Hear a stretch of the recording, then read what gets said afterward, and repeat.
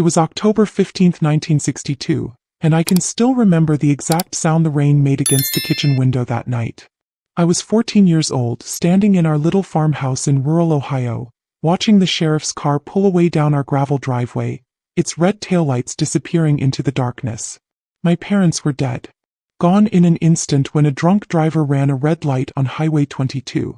Just like that, everything I knew, everything that made me feel safe in this world, was ripped away from me. My name is Janet Mendez. I'm 84 years old now, and I've carried this story inside me for 70 years. I've never told it like this before, never shared the whole truth about what happened after that terrible night. But I think it's time. You see, losing my parents wasn't the worst thing that would happen to me. What came next, in the months and years that followed, would test every fiber of my being and force me to discover a strength I never knew I had. That night, as I stood there in my flannel nightgown, my world crumbling around me, I had no idea that I was about to be sent to live with my grandfather, a man I barely knew. I had no idea that the next 2.5 years would become a living nightmare that would haunt me for decades.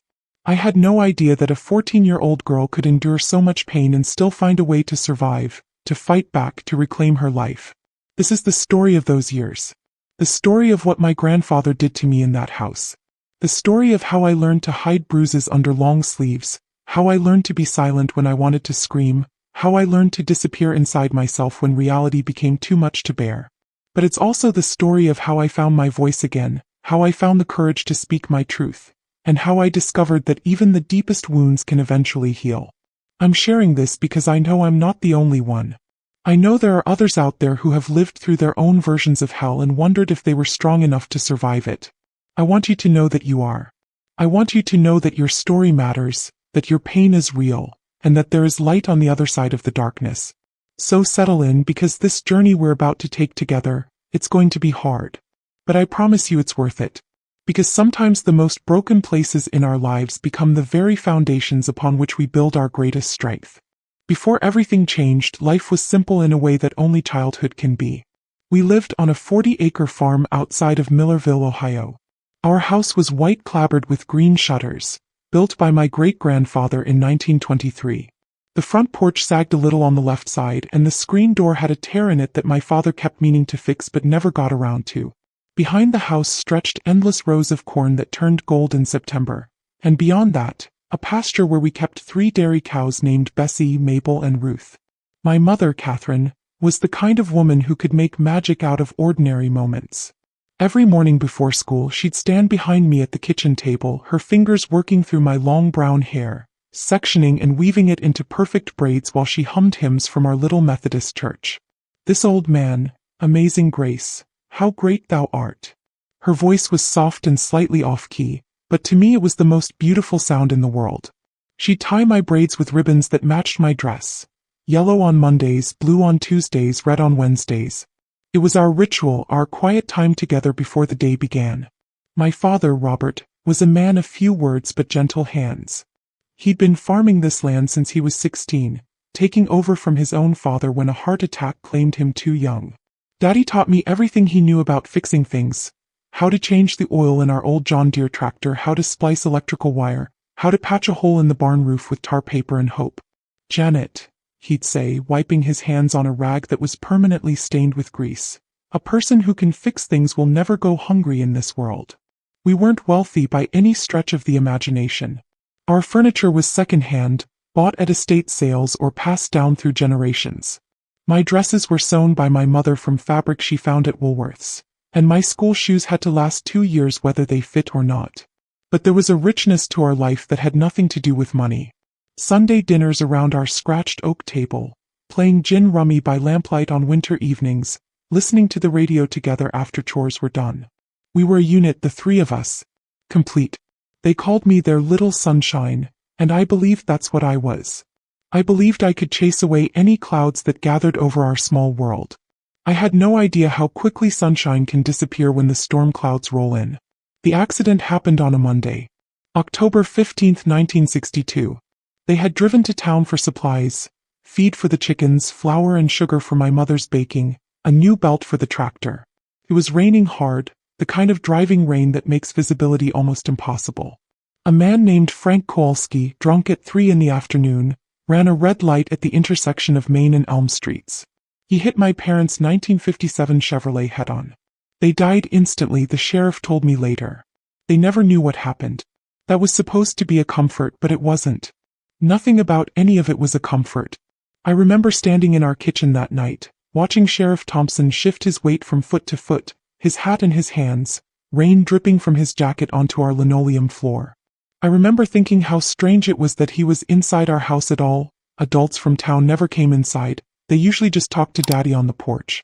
I remember the smell of the pot roast my mother had put in the oven before they left, still cooking away like nothing in the world had changed.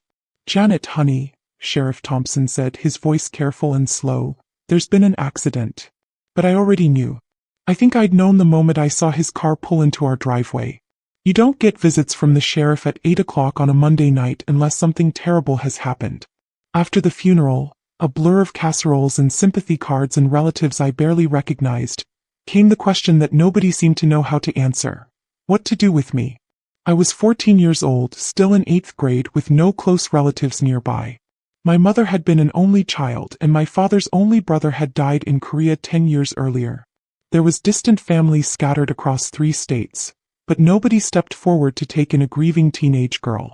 That's when somebody remembered my mother's father, Harold Brennan. He lived about 2 hours north, in a small house outside of Akron.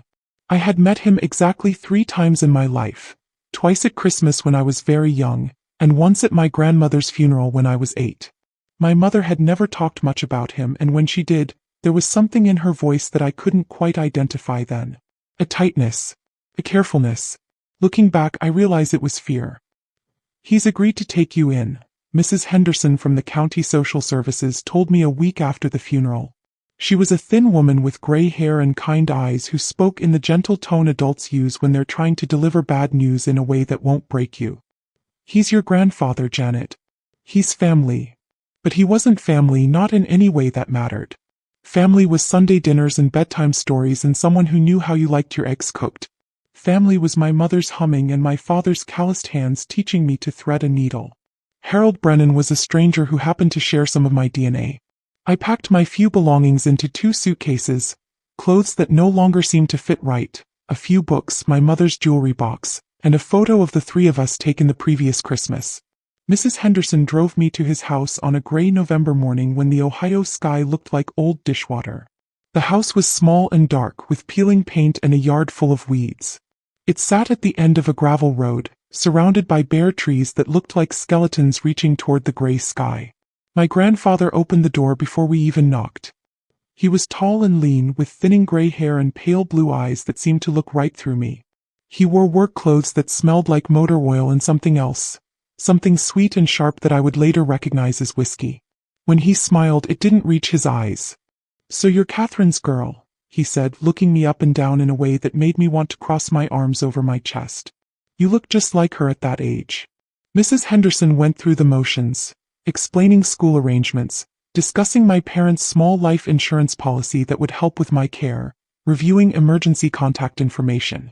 I stood there in his tiny living room, surrounded by dark furniture and the smell of stale cigarette smoke, trying to figure out how this was going to work.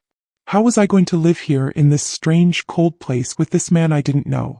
"Don't worry about Janet," my grandfather told Mrs. Henderson as she prepared to leave. "I'll take good care of her. She'll learn to follow the rules, won't you, girl?" There was something in the way he said rules that made my stomach clench. And the way he called me girl instead of Janet, like my name didn't matter, like I was just another mouth to feed rather than a person with thoughts and feelings and a heart that was already broken into 1,000 pieces. Mrs. Henderson left, and suddenly I was alone with this stranger who was supposed to be my guardian, my protector, my family. He showed me to my room, a small space with a single bed, a dresser with one drawer that stuck, and a window that looked out onto the backyard where an old dog was chained to a post. The walls were bare except for water stains in the corners. "Supper's at 6, he said from the doorway. "Lights out at 9. You do your own laundry on Saturdays. Church on Sundays. And Janet." He paused, and I turned to look at him. "In this house, children are seen and heard only when spoken to. We'll get along just fine as long as you remember that." That first night, I lay in the unfamiliar bed in that unfamiliar room, listening to the house settle around me. It was so quiet compared to our farm, where there were always familiar sounds: the wind through the corn, cattle lowing in the distance, the old furnace kicking on and off. Here, there was just silence, broken occasionally by my grandfather's coughing from down the hall and the scratch of tree branches against my window. I tried to picture my parents, tried to hold on to their faces and their voices, but already they were starting to feel like something I had dreamed rather than lived. How do you hold on to love when you're surrounded by coldness? How do you remember warmth when everything around you feels frozen? For the first few weeks, I told myself I could adapt. I could follow his rules, keep my head down, get through high school, and then figure out what came next. He wasn't cruel, exactly. He fed me, made sure I had clothes for school, drove me to church every Sunday morning. But there was something about the way he looked at me sometimes, when he thought I wasn't paying attention. Something about the way he found reasons to brush against me when he passed me in the narrow hallway. Something about the questions he asked about my body, about whether I was developing properly, that made my skin crawl. At first, I thought I was imagining things. I thought maybe grief was making me paranoid, making me see threats where there weren't any. But then came the night in December, about 6 weeks after I'd moved in, when I woke up to find him standing in my doorway. Just standing there in his pajamas, watching me sleep. When I sat up, startled, he muttered something about checking to make sure I was warm enough and shuffled away. But I knew.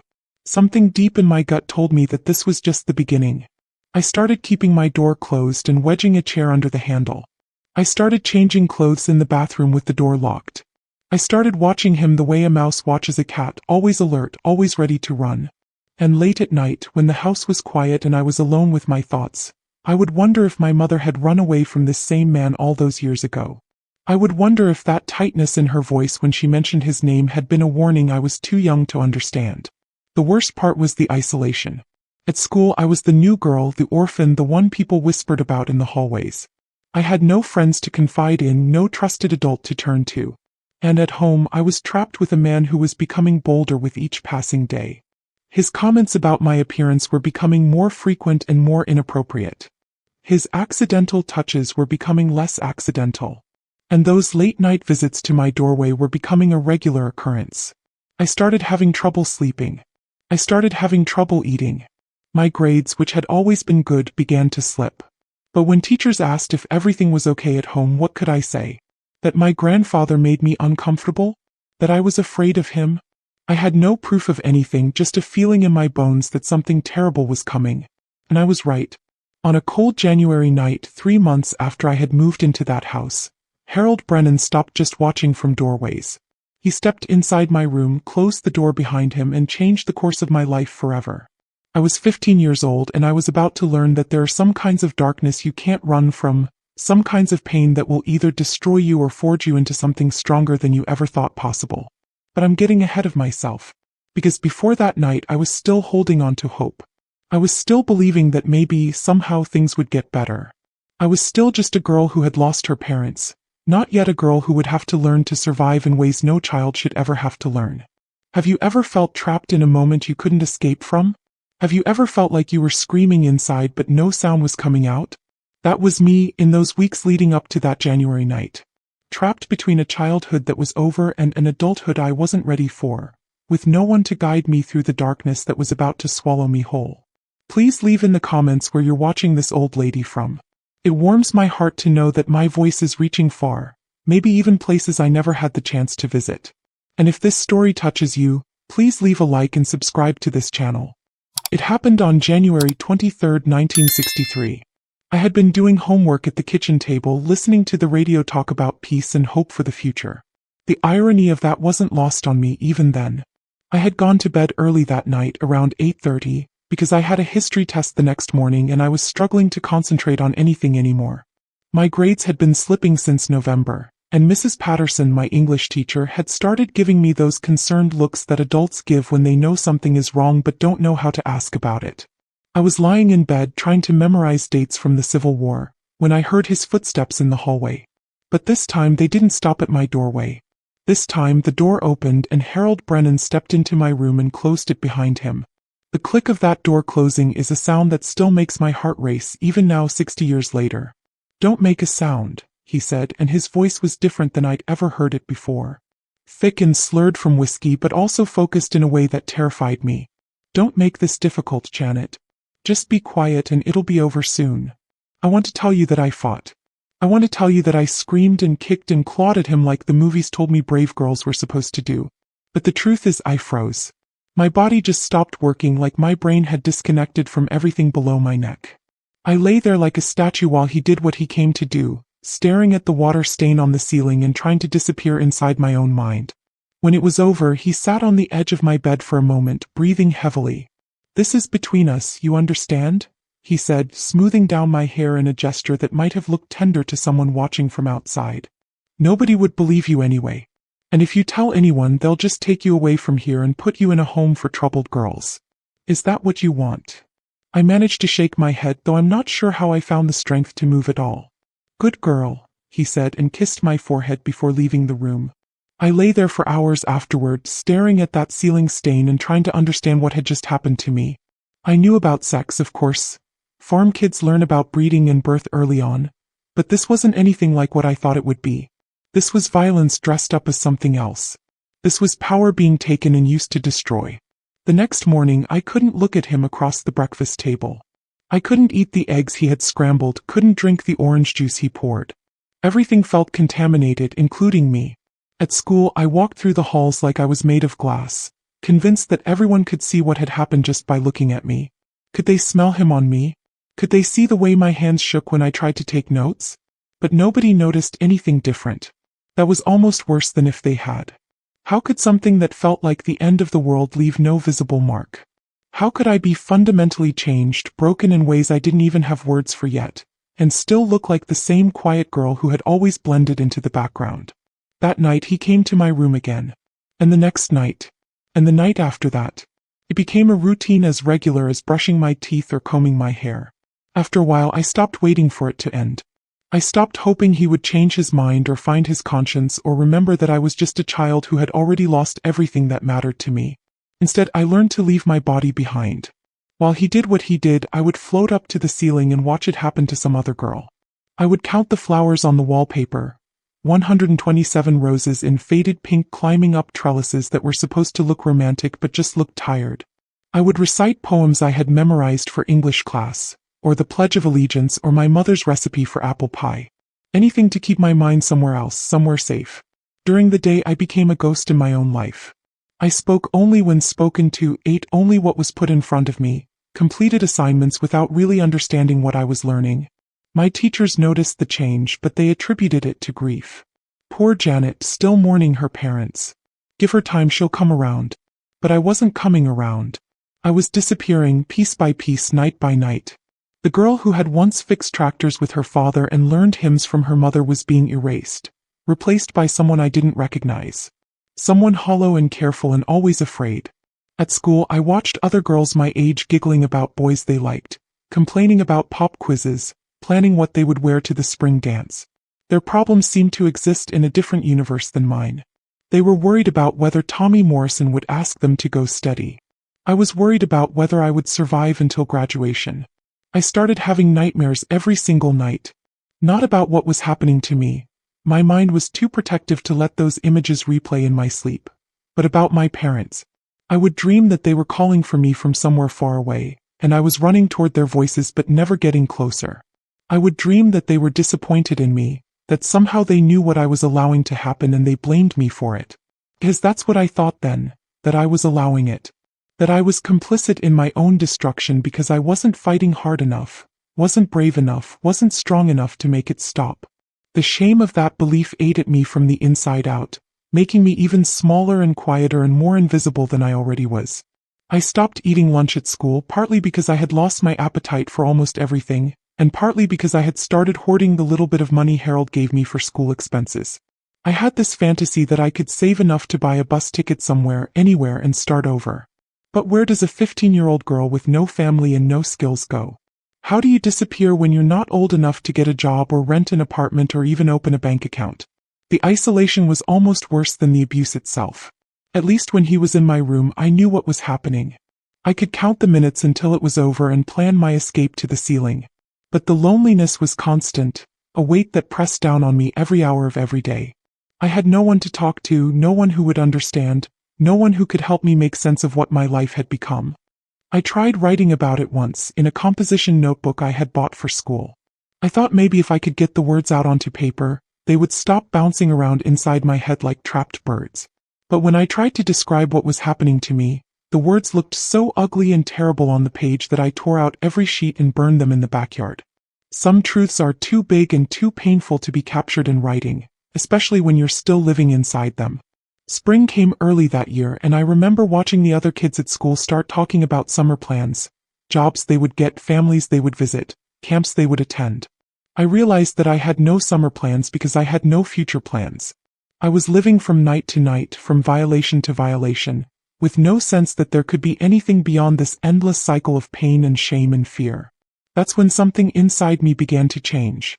I can't pinpoint the exact moment or the exact thought that started it, but somewhere around my 16th birthday, which Harold acknowledged with a store-bought cake and a card that said, "Sweet 16, in cursive letters that made me want to vomit, I began to get angry. Not at him, at least not at first. I was still too afraid of him to let myself feel anything that direct and dangerous. But I was angry at the world that had let this happen. Angry at God for taking my parents and leaving me with this monster. Angry at the social workers who had placed me here without really checking to see who they were giving me to. Angry at every adult who had failed to notice that I was dying right in front of them. And slowly, carefully, like a plant growing toward sunlight through concrete, I began to get angry at Harold Brennan himself. The anger felt dangerous and powerful and completely foreign. I had been raised to be polite, to respect my elders, to never talk back or cause trouble. Good girls didn't get angry. Good girls accepted what happened to them and made the best of it. But what if being a good girl was exactly what was killing me? What if the very qualities that my parents had taught me to value, obedience, quietness, respect for authority, were the same qualities that were making it easy for Harold to destroy me night after night? I started paying attention to him in ways I hadn't before. Not as a victim studying her predator, but as an adversary studying her enemy. I noticed that he drank more on weekends, which made him sloppier and less careful. I noticed that he was strongest right after dinner but grew tired and less coordinated as the evening wore on.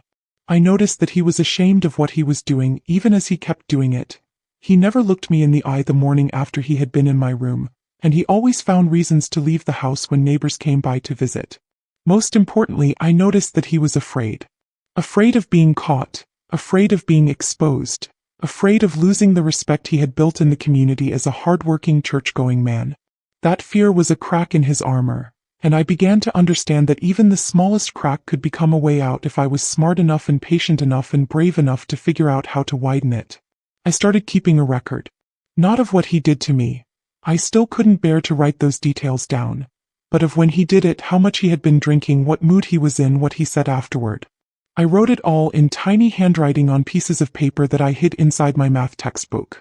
If anyone ever found them, I told myself I could say they were notes for a story I was writing for English class.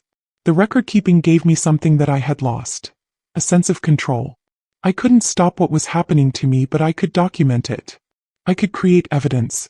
I could turn my memory into something solid and permanent and undeniable. And late at night, after he had left my room and gone back to his own bed, I would take out those pieces of paper and study them like a detective studying clues to a crime. Because that's what this was, a crime being committed against me every single night in a house where I was supposed to be safe by a man who was supposed to protect me. For the first time since that terrible night in January, I began to believe that this might end. Not because he would stop, I had given up hoping for that, but because I would find a way to make him stop. I didn't know how yet and I didn't know when, but I began to believe that I was not as powerless as I had thought. That belief, fragile as it was, became the thing that kept me alive through the darkest period of my life. The knowledge that I was gathering evidence, that I was preparing for something, that I was not just a victim but also a witness to my own story. Every night that I survived was another piece of information, another mark in my favor, another step toward whatever came next. I was 16 years old and I was learning that sometimes the only way to save yourself is to become your own rescue. Sometimes the only person who can pull you out of hell is the person staring back at you in the mirror. If you can find the courage to look. Pain changes you, but so does the decision to stop accepting it. So does the moment when you realize that survival isn't enough anymore, that you want more than just to endure. You want to live. You want to fight back. You want to win. And I was going to win. I just hadn't figured out how yet. The turning point came on a Tuesday in October 1964, almost exactly 2 years after my parents died. I was 17 by then, a senior in high school, and I had been documenting Harold's abuse for over a year. I had pages of notes hidden in my textbook. Dates, times, details about his drinking patterns, his threats. I had turned myself into a careful observer of my own destruction, but I still hadn't figured out how to use what I had learned. That morning started like any other. Harold made me eggs and toast, and we sat at his kitchen table in the same silence we had maintained for 2 years. But something was different about me. I had woken up with a strange feeling. Not hope exactly, but something like determination. I looked at him across that table and realized I was tired of being afraid. At school, instead of sitting alone in the library during lunch as usual, I found myself walking toward Mrs. Elizabeth Morrison's classroom. Mrs. Morrison taught junior English, and though I had never had her as a teacher, I had always noticed something kind about her eyes when she passed me in the halls. She was grading papers when I knocked on her door. She looked up and smiled. A real smile, not the careful, pitying expression most adults gave me. "Janet Mendez, right?" she said. "What can I do for you, honey?" I had rehearsed this conversation in my head 100 times, but standing there, I realized I had no idea how to begin. How do you tell someone that the person supposed to protect you has been destroying you instead? "Mrs. Morrison," I said, my voice shaky, "I need to tell someone something and I don't know who to trust." She set down her red pen immediately. "Come in and close the door. Sit down and take your time." I sat in the desk closest to hers. This felt like the moment my life would either begin or end completely. "My grandfather," I started, then stopped. The words felt too big for my mouth. "Harold Brennan. He's been..." I couldn't finish the sentence. Mrs. Morrison leaned forward. "Take your time, Janet. Whatever you need to tell me, I'm listening." So I told her. Not everything. I couldn't speak those details out loud yet, but enough. About the late-night visits to my room, about the threats, about the fear that had been eating me alive for 22 months, about the notes I had been keeping, the careful documentation of my own nightmare. And I told her that I was afraid I would die if this continued, either by his hand or my own. Mrs. Morrison listened without interrupting, without gasping or any of the dramatic reactions I had feared. She just listened, and when I finished she was quiet for a long moment. "Janet," she said finally, "I believe you. And what's happening to you is not your fault. You're incredibly brave for telling me." Those words, "I believe you," hit me like a physical force. I had been so afraid that no one would believe me, that adults would think I was lying or somehow asking for what was happening. I started crying then, not the careful, silent tears I had learned to cry in my bedroom, but big sobs that shook my whole body.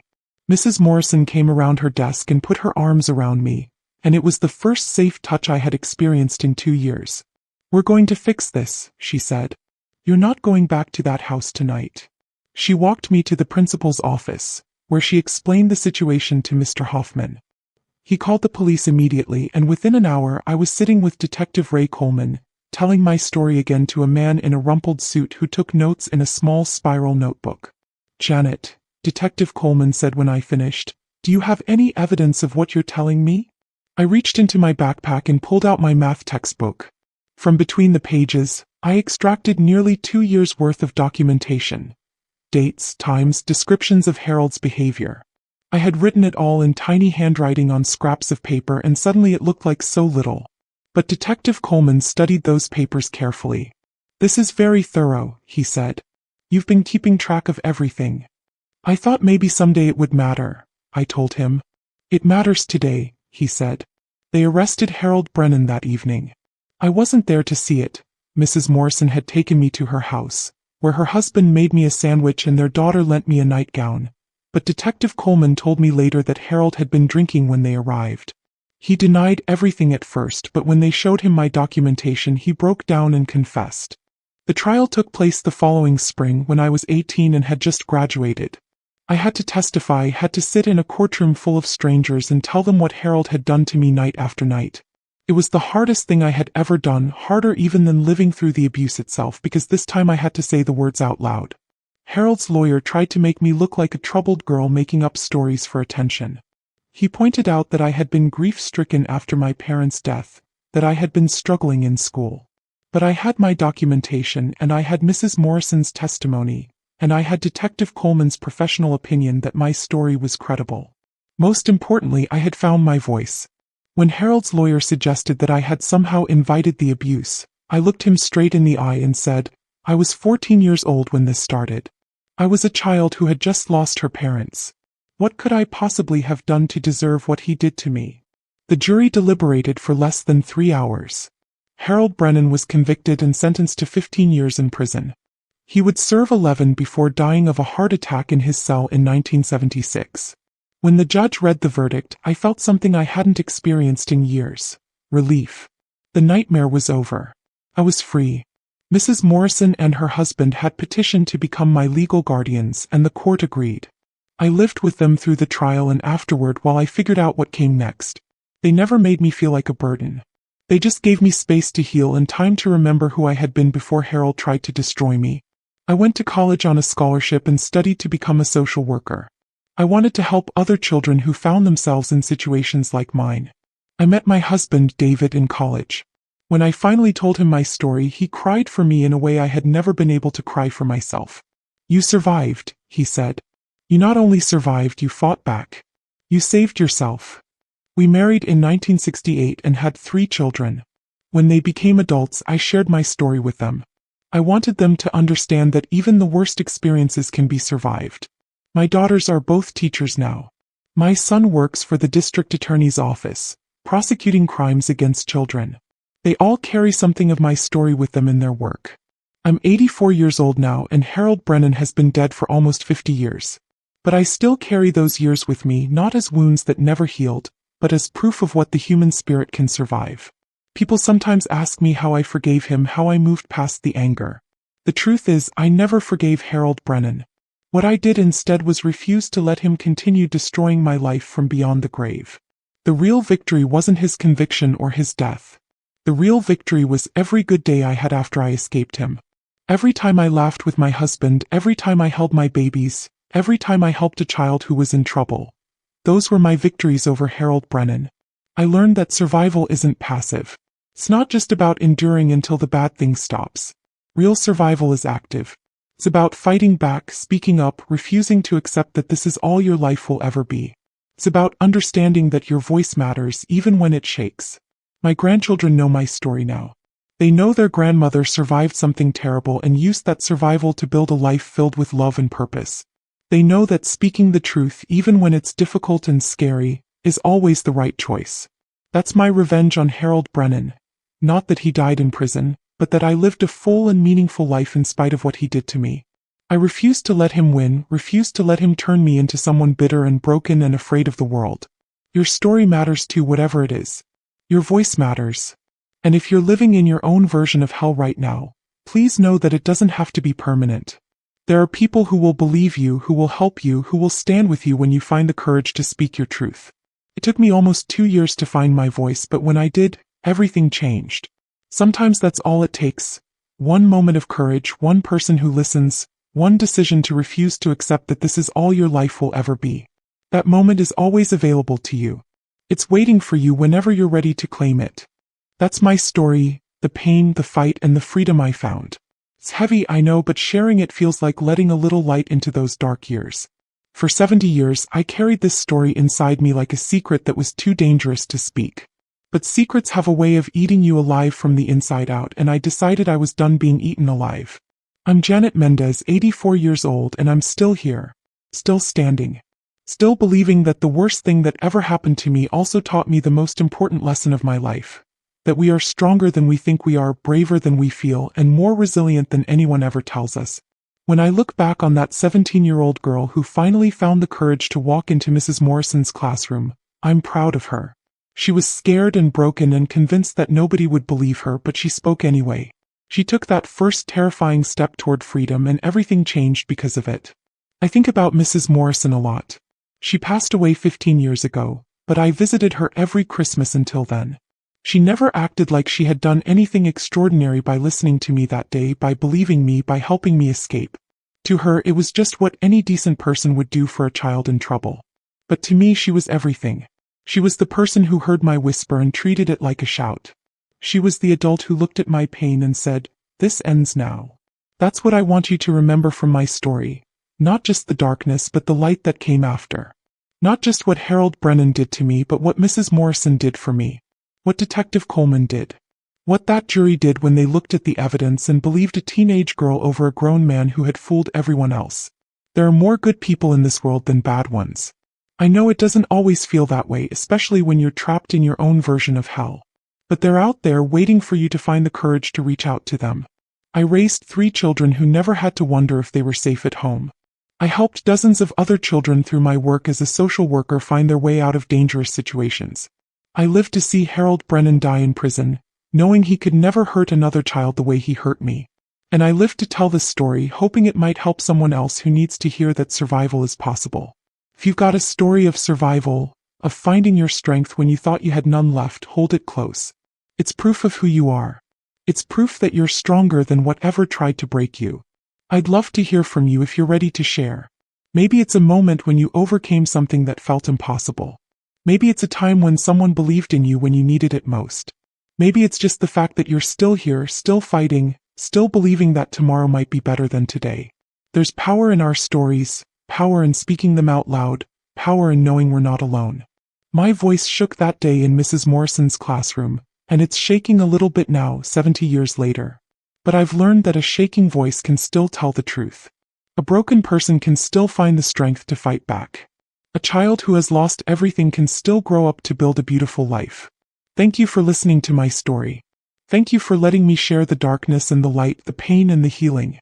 Thank you for being here with me in this moment, proving that I was right to believe in the power of speaking truth. Until next time, keep fighting for your light. Keep believing in your own strength. Keep reaching out when you need help and keep listening when someone else needs to be heard. To help us keep spreading these meaningful stories, please support the Grandparents Archives channel by subscribing, liking this video and sharing it with your loved ones. I want to sincerely thank the founder of Grandparents Archives for giving me this opportunity to share my experience. Stay tuned for more touching stories on the Grandparents Archives channel. The world needs your story too.